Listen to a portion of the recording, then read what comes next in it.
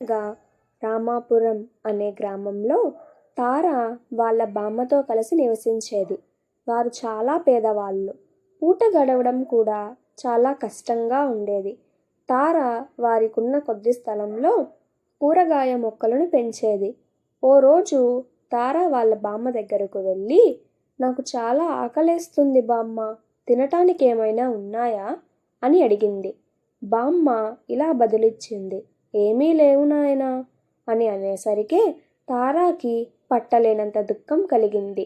ఆ దుఃఖంలో ఏమీ పాలుపోక కొండ మీదకు వెళ్ళిపోయింది తార. అక్కడ ఉన్న ఒక రాతి గుహ దగ్గర కూర్చొని ఏడుస్తూ ఉంది. అటుగా వస్తున్న ఒక సాధువు తారాను చూసి తారా వద్దకు వెళ్ళారు. ఎవరు పాపా నువ్వు, ఇక్కడ ఏం చేస్తున్నావు అని అడగగా తార ఇలా బదులిచ్చింది, స్వామి, మాది ఈ కొండ కింద ఉన్న గ్రామం. మేము చాలా పేదవాళ్ళం. మా బామ్మ చాలా ముసలామిడ. పూట గడవడం కూడా చాలా కష్టంగా ఉంది అని సాధువుకు చెబుతూ బాధపడింది.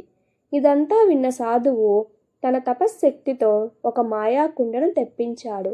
ఆ కుండ తారాకి ఇస్తూ ఇలా చెప్పాడు, మీకు అవసరమైనప్పుడు ఈ కుండతో మీకు ఏం అవసరమో ఆ పదార్థాన్ని చెబితే ఆ పదార్థం తయారవుతుంది అని చెప్పి ఆ కుండను తారాకి ఇచ్చాడు. ఆ కుండను తీసుకొని తార వాళ్ళ ఇంటికి తిరిగి వెళుతుంది. ఇంటికి వెళ్ళాక వాళ్ళ బామ్మతో జరిగిందంతా చెప్పి ఆ కుండను నేల మీద పెట్టి, మాకు పరమాన్నం కావాలి అని చెబుతుంది. వెంటనే పరమాన్నం తయారైపోతుంది. అది చూసిన తార మరియు బామ్మ ఎంతో ఆనందిస్తారు. ఆ మాయా కుండతో ఏవైనా వ్యాపారం చేయాలనుకుంటుంది తార. ఆలోచించగా తారాకు ఒక ఉపాయం తడుతుంది. నేను ఈ కుండతో పరమాన్నాన్ని చేసి ఊళ్ళో ఉన్న మిగతా ప్రజలకు అమ్ముతాను. దాంతో నాకు కొంచెం ధనం వస్తుంది అని అనుకుంటుంది. తెల్లవారుతుంది.